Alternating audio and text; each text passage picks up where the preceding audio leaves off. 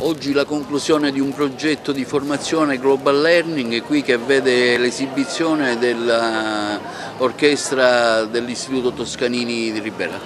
Direi che è l'ideale conclusione di un progetto culturale che è arrivato alla sua terza edizione. Siamo particolarmente lieti che questo processo di qualificazione, questo processo di formazione abbia degli sbocchi culturali, artistici, di spettacolo particolarmente rilevanti come quello di questa sera. I ragazzi che sono stati formati all'interno del Conservatorio Toscanini non solo hanno avuto la possibilità di acquisire competenza, conoscenza, manualità, non solo hanno avuto la possibilità di approfondire i loro studi, ma hanno anche questa grande opportunità di esibirsi, hanno questa grande opportunità di tentare, grazie anche a questi corsi di qualificazione, l'inserimento nel mondo del lavoro, per cui siamo particolarmente lieti di avere coniugato il trasferimento del sapere, il trasferimento della conoscenza con la possibilità di trovare nuove opportunità di lavoro. E questo è il nostro mandato, non possiamo soltanto occuparci di corsi di laurea o di corsi di perfezionamento, dobbiamo occuparci della terza missione, cioè della crescita economica, sociale, culturale e sotto molti aspetti anche imprenditoriale delle opportunità di lavoro di questa meravigliosa terra che è una terra d'arte, che è una terra di letteratura, che è una terra di spettacolo e principalmente è una terra di cultura. Anche per questo abbiamo voluto con il sindaco candidare questa meravigliosa città a capitale italiana della cultura per il 2025 e queste manifestazioni inserite in un contesto progettuale sicuramente potrebbero fare la differenza con le altre candidate. Speriamo bene. Oggi continuano le manifestazioni dedicate alla festa della musica, dopo Selinunte oggi tocca al Teatro Pirandello con una iniziativa che vede appunto la vostra orchestra in scena.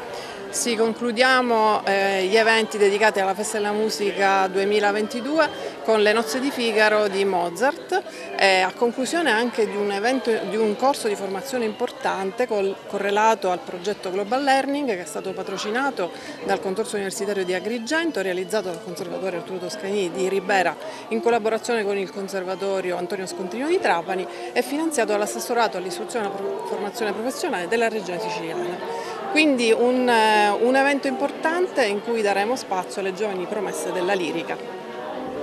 Ecco, qual è il futuro dell'orchestra in un percorso che sta vedendo la statalizzazione dell'Istituto Musicale Toscanini? L'Orchestra Sinfonica Arturo Toscanini sta crescendo sempre di più, grazie anche alla commissione di linguaggi con il jazz e il pop. Siamo in grado di fare produzioni che spaziano dalla musica barocca, appunto dalla classica al jazz fino alla contemporanea, quindi al pop.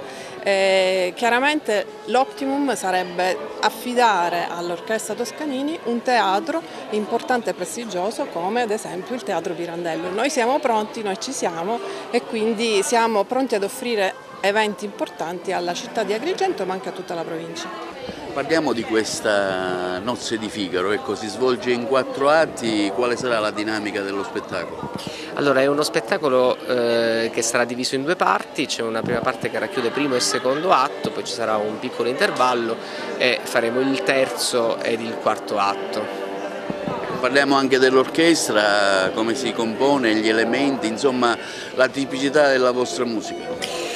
Questo progetto di Nozze di Figaro prevede un organico classico, che è un organico settecentesco, quindi con i fiati a 2 e con la presenza del cembalo in scena che verrà suonato dai nostri maestri collaboratori che hanno anche loro frequentato questo corso di formazione. Una manifestazione particolare oggi, una messa in scena diversa dalle solite che si articola in diversi momenti musicali, spettacolari e teatrali. Sì, oggi metteremo in scena Nozze di Figaro, la famosa opera mozartiana, e verrà messa in scena in una forma semiscenica appunto. Come potete notare tutti gli strumentisti sono sul palcoscenico e non sono in buca e quindi avverrà tutto in maniera anche più semplice, meno formale, insomma. Un impegno dovuto grazie anche al Global Learning 3. Esattamente. Oggi è l'evento conclusivo del un progetto di formazione Global Learning 3 finanziato dall'assessorato regionale alla pubblica istruzione e promosso dal consorzio universitario di Agrigento. Che si pone come obiettivo quale? L'obiettivo è quello di formare gli studenti, di perfezionarli, e devo dire che hanno aderito decine e decine di studenti che provenienti da ogni parte della Sicilia ma anche oltre. Hanno studiato, hanno lavorato in maniera intensa ma proficua per oltre 2 mesi e oggi si raccolgono i frutti. Un successo anche lo spettacolo che avete avuto al Parco di Selinunte? Al Parco di Selinunte i nostri studenti e docenti si sono esibiti in una performance, devo dire, strabiliante 2 giorni fa, il 19 giugno.